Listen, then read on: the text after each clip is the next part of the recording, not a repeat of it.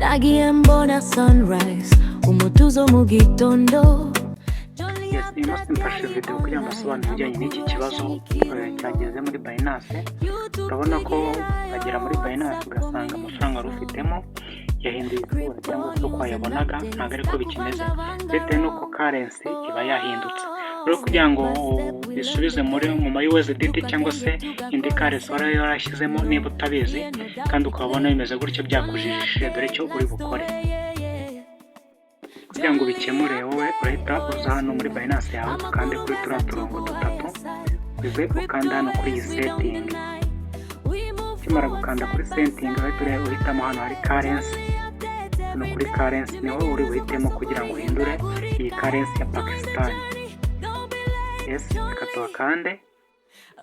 Ukimara kuhakanda urahita uhitamo hano USD, kuremo Pakistan ahubwo ushyiremo USA yo dollar. Yes, tiza ko muri gukomeza gukubwa neza. Niba utakora subscribe, ukora subscribe. Ukimara kubikemura urahita usubira inyuma muri Binance yawe. Noneho urabona ko bise bikunda rwose. Tiza ko muri gukomeza gukubwa neza rero. Ndabakunda cyane.